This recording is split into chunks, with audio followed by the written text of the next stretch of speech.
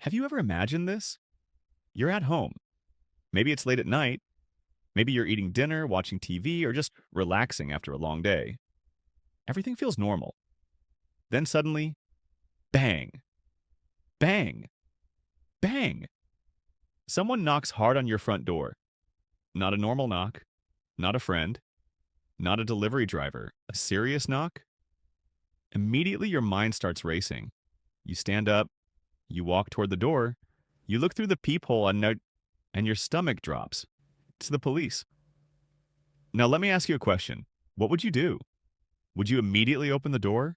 Would you start talking? Would you panic? Would you think, I haven't done anything wrong, so I have nothing to worry about? Because that exact thought has caused thousands of people to make mistakes they later regret. And today we're going to talk about something that almost nobody explains correctly. What are your actual rights in the United States if police knock on your door? Can you ignore them? Do you have to answer? Can police come inside? What if they say they just want to talk? What if they ask to look around? What if they say they only need a minute? And what should you absolutely never do? Because the first few minutes of this encounter can completely change everything. And before we continue, this video is not anti-police. This is not legal advice. This is about understanding rights, understanding law, and understanding how situations really work in the real world. Because rights are powerful, but rights only help people who understand them before stressful situations happen. Let's begin with one of the biggest misconceptions in America. Many people believe that if police knock on your door, you are legally required to answer. Think about that. Most people truly believe that. Police arrive. Police knock. So naturally, people assume, I have to open it. But here's something that surprises many people. A knock on your door is not automatically a legal order. That distinction matters, because in many situations, officers are conducting what is commonly called a knock and talk. And a knock and talk is exactly what it sounds like. Police approach a residence and attempt to speak with occupants voluntarily. Notice that word, voluntarily.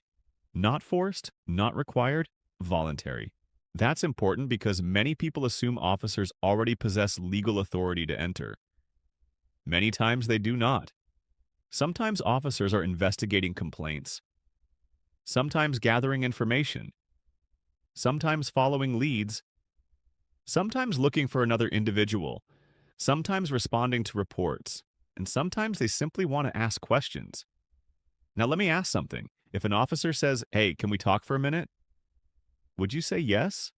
Most people would, because it sounds harmless, completely harmless, normal even.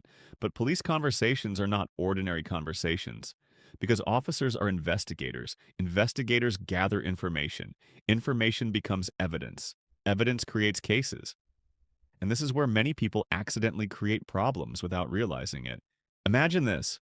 Officer says, hey, have you been home tonight? Simple question. Feels harmless. Most people instantly answer, yeah. Then officer asks, interesting. Your neighbor said they saw someone leaving around 8:30. Now, suddenly, people start thinking, wait, maybe I left around 9. No, actually, maybe 8.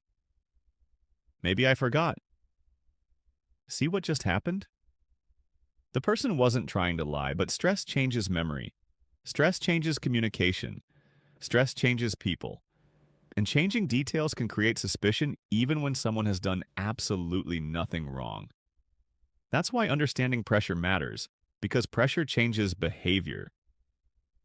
Now let's talk about another phrase officers often use. We just want to ask a few questions. That sentence sounds tiny. A few questions. No big deal.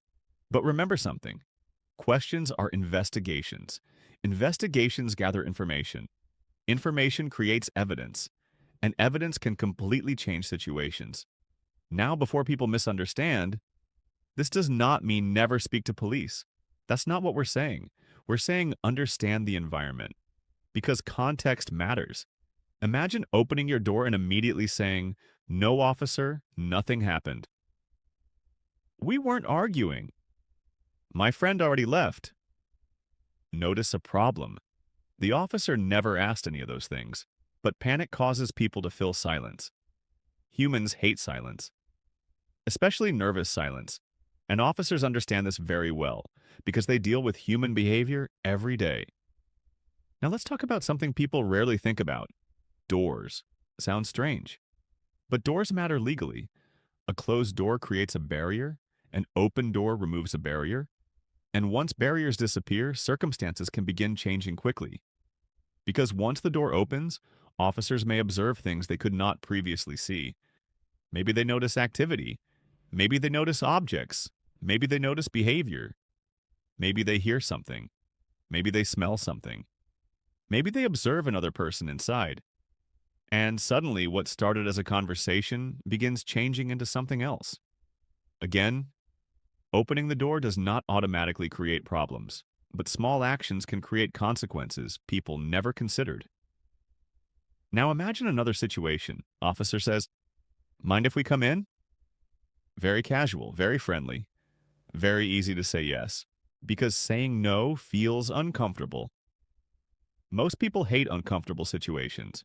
People want interactions ending quickly. People want approval. People want to avoid tension. And because of that, many people accidentally give consent. Consent is powerful because consent changes legal analysis dramatically. Police understand human psychology. Investigators understand human behavior. They know people become nervous. They know people explain too much. They know people dislike silence. And they know many people feel pressure saying no. That's exactly why understanding your rights beforehand matters.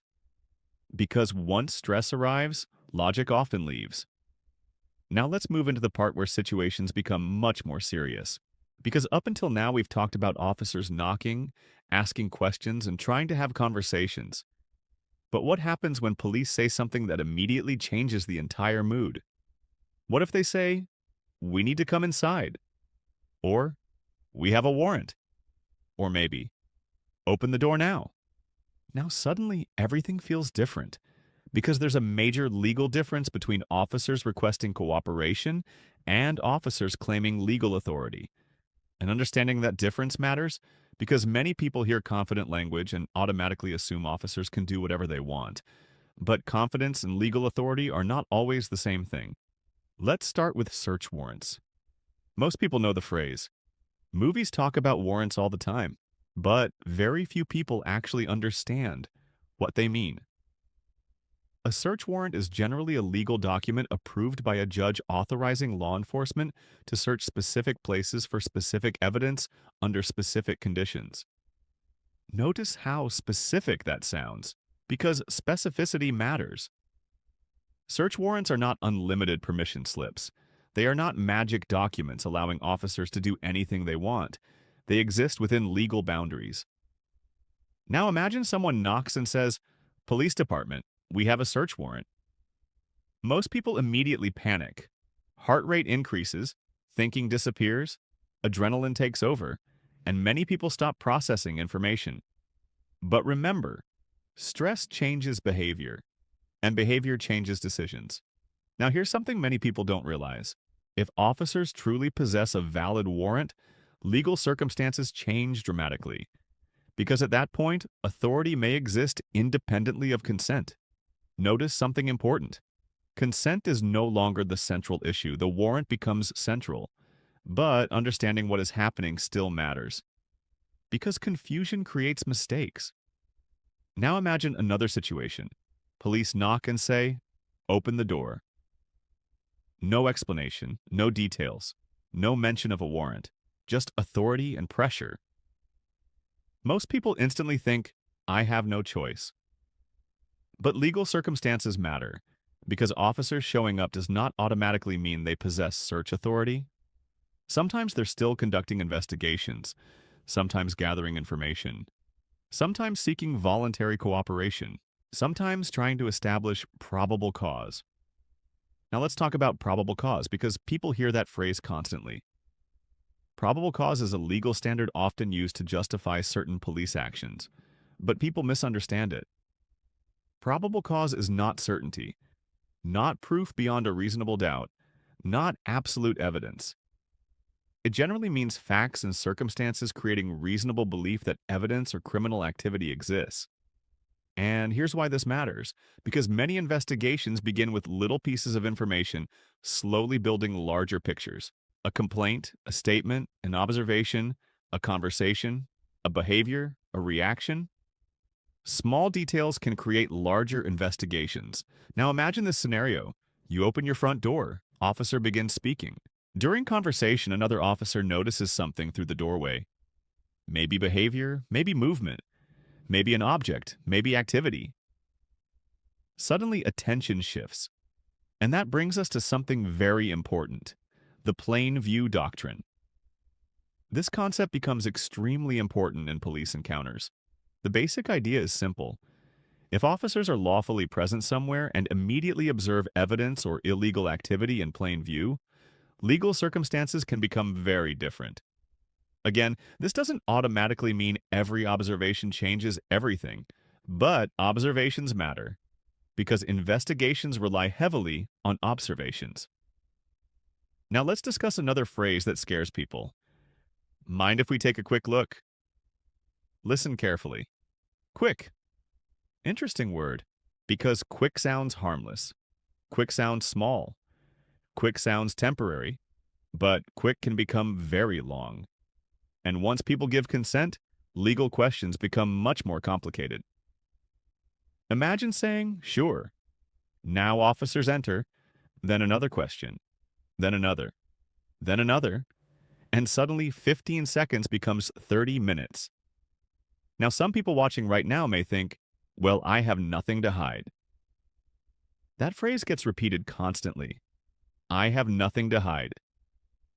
But constitutional rights were not designed only for guilty people.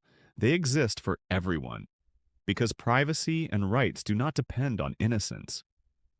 Rights exist because legal systems recognize limits on government power. That distinction matters. Now let's move into another situation. Police say, if you cooperate, things will go easier. People hear that and immediately think, I should explain everything. But stress creates over-explaining. Over-explaining creates information. Information creates questions. Questions create investigations, and investigations grow. Now imagine officers ask, who else is inside? Simple question. Many people immediately answer. Then, can we speak with them? Then, can we step inside? Notice the progression? Small steps, small questions, small decisions. Each step feels tiny, but tiny steps can create major consequences. And this is exactly why understanding encounters beforehand matters. Because during stressful situations, people rarely make their best decisions. Now let's discuss emergency situations. Because not every situation works the same way. Courts recognize certain emergency circumstances. For example, immediate danger situations, potential threats, active emergencies, situations involving immediate risk. Why? Because legal systems balance privacy rights against urgent public safety concerns. Again, context matters. Because law is full of context. Now think about this. Imagine officers believe someone inside needs immediate help. Legal analysis changes. Imagine active danger. Analysis changes. Imagine immediate emergency. Analysis changes. That's why internet advice saying, always do this or never do that, often becomes misleading, because law depends heavily on facts. Now let's talk about another mistake people make. Arguing law on the front porch. People watch videos online, memorize legal phrases, then try turning encounters into courtroom debates. Usually not a good strategy, because front porches are not courtrooms, sidewalks are not courtrooms. Arguments during emotional encounters often create escalation, and escalation creates unpredictability. Understanding rights matters, but understanding timing matters too. Because legal disputes are often resolved later, not emotionally in the moment. Now imagine officers say, step outside. Many people automatically assume, I'm being arrested. Not necessarily. Context matters. Again, context matters everywhere. Now let's discuss something psychological. Authority changes behavior. Researchers have studied this repeatedly. Humans naturally comply with perceived authority. Uniforms influence behavior. Badges influence behavior. Stress influences behavior. That does not make people weak. That makes people human, which is exactly why understanding rights beforehand matters. Because preparation beats panic. Every time. Now think about something else. Most people do not study constitutional law. Most people do not think about warrants. Most people do not think about searches until suddenly police stand outside their house. And then they attempt learning under pressure. That rarely works. Because pressure narrows thinking. Pressure affects memory. Pressure affects judgment. And pressure changes communication. Which is why moments like these often become turning points. Not because people intended making mistakes, because stress made decisions for them. And that changes everything. Now, when we put all of this together, one thing becomes very clear. If police knock on your door, understanding your rights beforehand may be one of the most important things you ever learn. Because confidence without knowledge creates mistakes. But knowledge with calm decision-making creates awareness, and awareness changes outcomes. Now let's get into real situations, because theory sounds great, rights sound great, constitutional protections sound great. But when people suddenly find themselves standing near a front door at 11 o'clock at night with police outside, theory disappears fast. Reality feels very different. Because reality comes with stress. Reality comes with uncertainty. Reality comes with pressure. And pressure changes behavior. Imagine this. You hear a knock. You walk toward the door. Officer says, "Hey, we got a call from a neighbor." Immediately people panic, because now their mind starts filling gaps. What neighbor? What did they say? Why did they call? What happened? And before officers even explain anything, people begin volunteering information. No officer, we weren't arguing. No officer, nobody was drinking. No officer, my friends already left. Notice something? The officer never said any of those things, but fear caused assumptions. Assumptions caused talking. Talking created information. Information created investigation. Now imagine another situation. Officer says, "We're looking for someone." Seems simple. Many people instantly become cooperative. Sure, come in. Sure, take a look. Sure, I'll help. Now helping people is normal. Most people want to help. But remember something important. Helping and consenting are not always identical things legally, because many people believe they're simply assisting, but legally they may be creating entirely different circumstances. Now let's talk about another phrase. If you've done nothing wrong, why not cooperate? That phrase creates enormous psychological pressure, because suddenly people feel judged, people feel challenged, people feel like saying no automatically creates suspicion. But think about rights this way. Rights only exist if people can exercise them without punishment. Because if exercising rights automatically created guilt, rights would become meaningless. Imagine if silence automatically meant guilt. Imagine if privacy automatically meant guilt. Imagine if requesting legal representation automatically meant guilt. The legal system does not work that way, and there's a reason for that. History. Because throughout history, legal systems recognize something important. People make mistakes. Governments make mistakes. Witnesses make mistakes. Investigations make mistakes. Humans make mistakes. That's exactly why constitutional protections exist. Not because everyone is guilty. Because systems need boundaries. Now let's talk about one of the biggest mistakes people make. Arguing emotionally. Officer says something. Person gets angry. Officer raises voice. Person raises voice louder.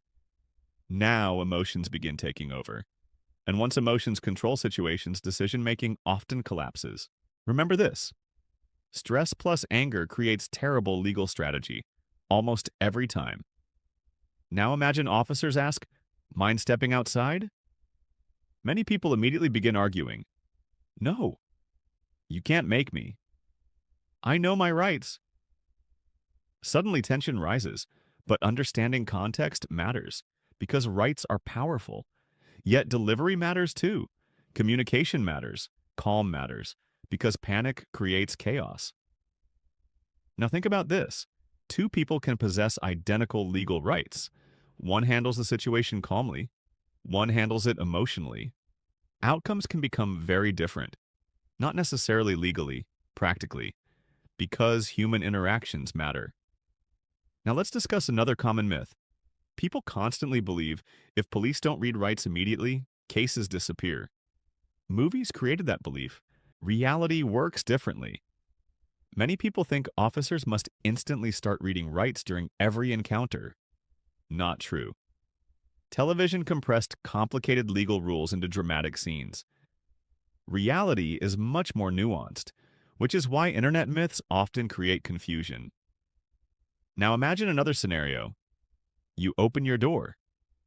Officer asks, "Mind answering a few questions?" You begin speaking. 5 minutes later, another officer arrives, then another. Suddenly, what seemed like a quick conversation feels very different. Now anxiety rises, heart rate rises. You begin wondering what's happening. And once people become nervous, they start talking even more. Because silence feels uncomfortable. Humans naturally explain. Humans naturally defend. Humans naturally fill gaps, which is exactly why investigators often allow silence to exist. Silence makes people talk. Now let's think about something else. Have you noticed people often explain things nobody asked? Watch interviews, watch public encounters, watch stressful situations. People begin offering details voluntarily because nervousness creates pressure. Pressure creates talking. Talking creates opportunities for misunderstandings.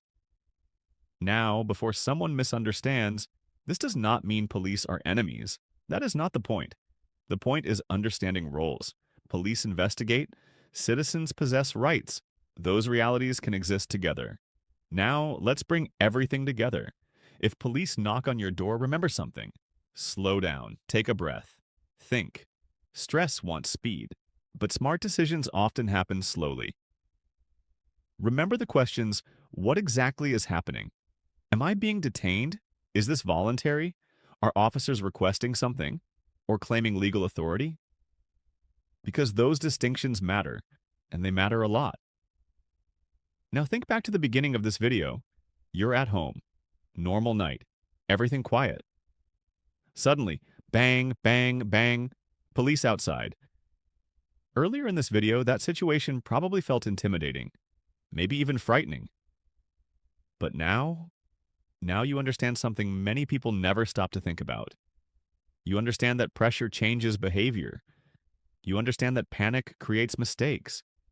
You understand that small choices create major consequences.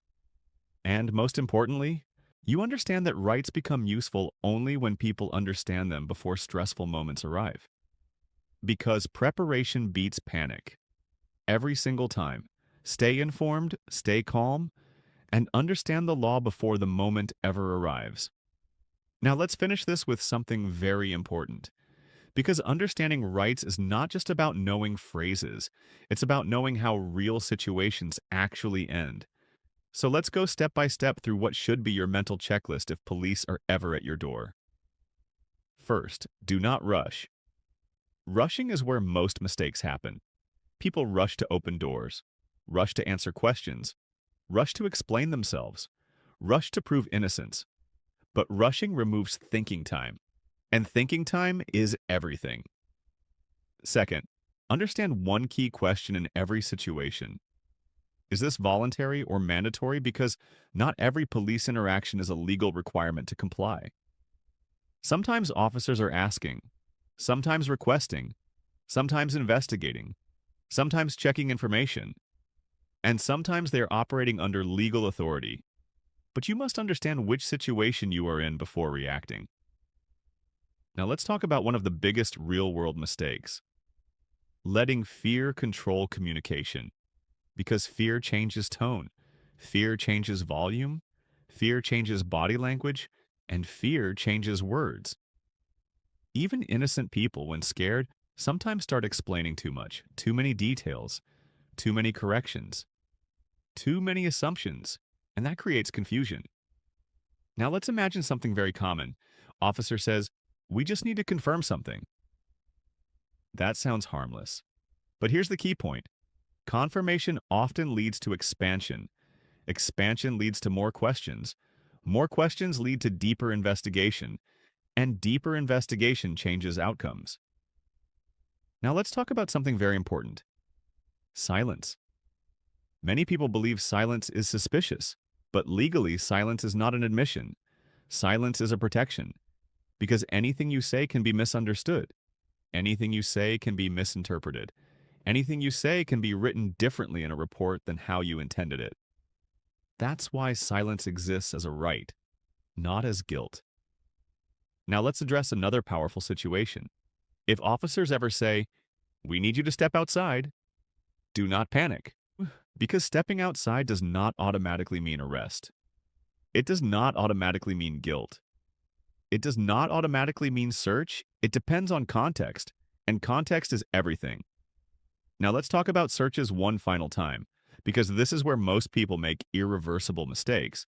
If officers ask for permission to search anything, your home, your vehicle, your belongings, you must understand one key principle. Consent is a legal gateway. Once given, it expands authority significantly. And once expanded, it cannot be undone. That is why consent must never be given casually. Now let's be very clear. If there is a valid warrant, situation changes. If there is an emergency, situation changes. If there is immediate legal justification, situation changes.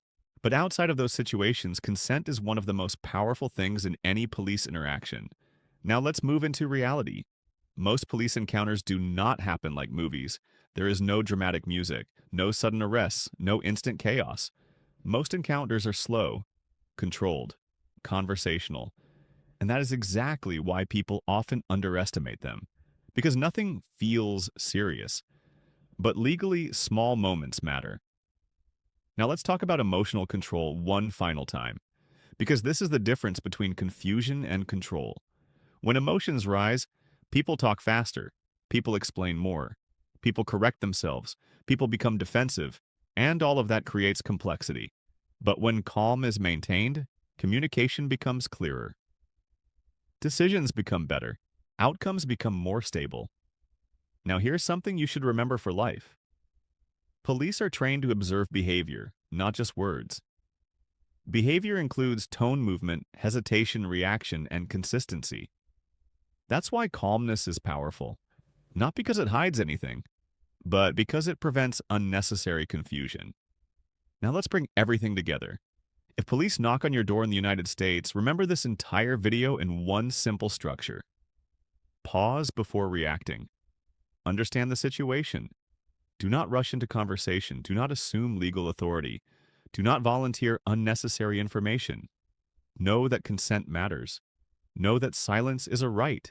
And know that panic is your biggest risk factor, not the police themselves. Because the real danger in most situations is not what officers ask. It's how people respond without thinking.